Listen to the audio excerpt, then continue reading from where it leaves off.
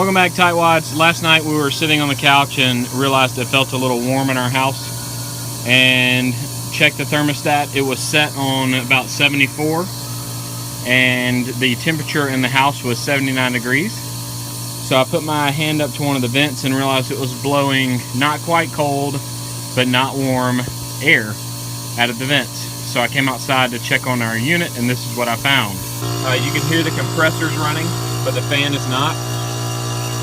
I do have power to the system because the compressor is running. I can rule that out quickly.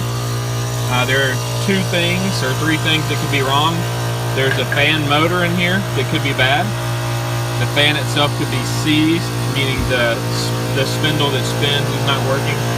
Or the capacitor could be bad, which is this little silver cylinder back here in the corner. So one way to test it quickly, as you hear the compressor kick in, is to turn the fan.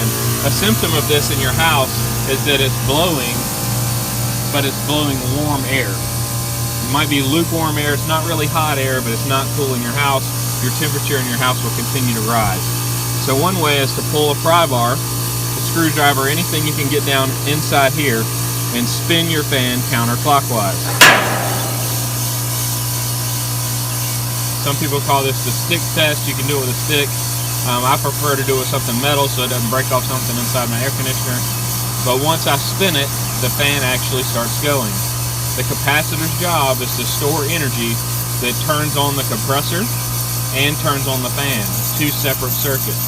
So the one that's turning on the compressor on this the one that's turning on the fan on this air conditioner is likely bad.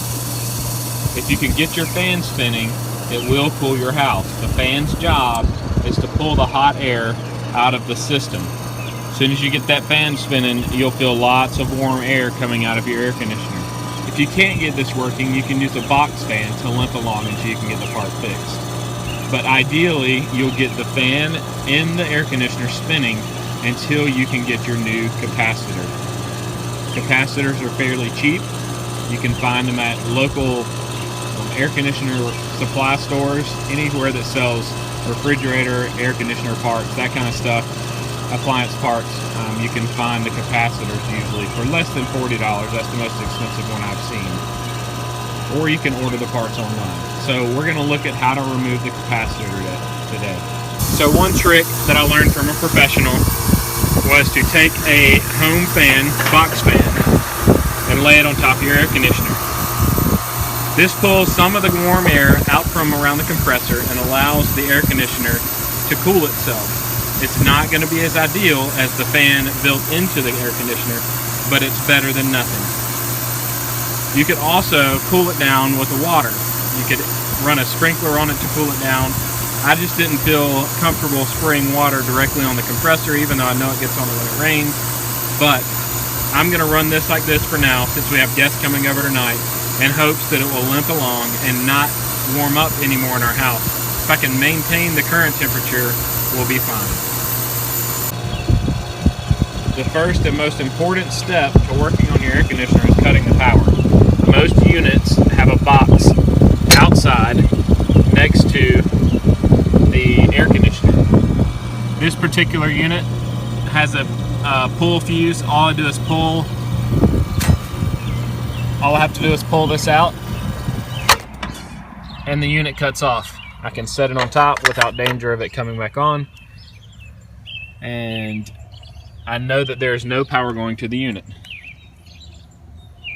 The next step is to trace the power cord into the air conditioner. Wherever the power cord enters the air conditioner, you'll notice that there's a panel that's removable. I've already removed the screws on this one, and I'll now remove the panel that covers up all our components.